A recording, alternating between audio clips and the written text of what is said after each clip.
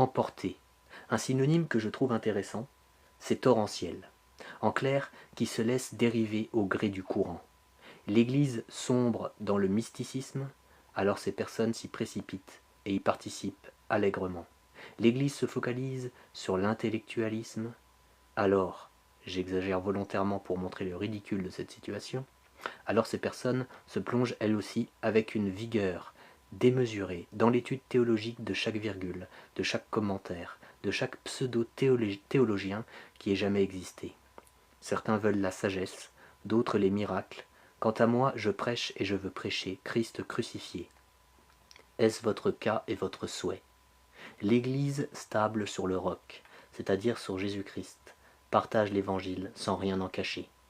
L'Église instable est enclin à l'emportement, à la non-maîtrise de soi, au déséquilibre, ce qui provoque entre autres les moqueries du monde. Est-ce là le but de l'Église? Est-ce là le but de votre Église? Crois que Jésus-Christ est Dieu. Crois que Jésus-Christ est le seul Fils de Dieu.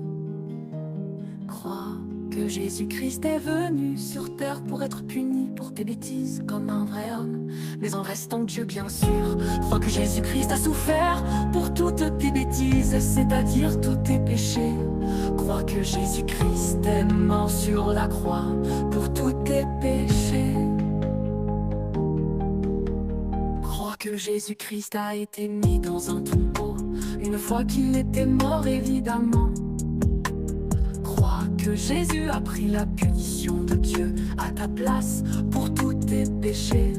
Crois que ta punition éternelle a été payée par Jésus. Cette punition éternelle sera un endroit où les méchants souffriront beaucoup, sans arrêt et pour toujours. Dieu les punira de cette manière, ce lieu s'appelle l'enfer. Mais toi, crois que Jésus a été puni pour toi. Crois que Dieu a ressuscité Jésus-Christ le troisième jour et que Jésus est vivant pour toujours. Crois que Jésus-Christ est victorieux sur la mort, sur le monde, sur le diable, sur le mal. Parle à Dieu en le priant et dis-lui tout le mal que tu as fait, car tes péchés lui ont fait du mal.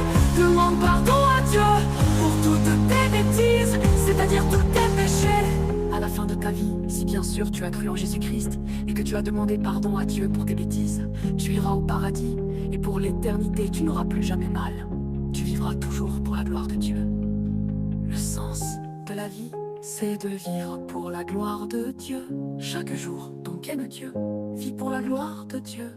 Aime les autres et déteste le mal, le mensonge, la méchanceté, et fais confiance à Dieu. Dieu t'aime beaucoup.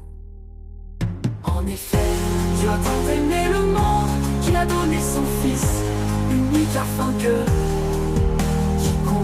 quiconque croit en lui ne périsse pas, mais la vie éternelle.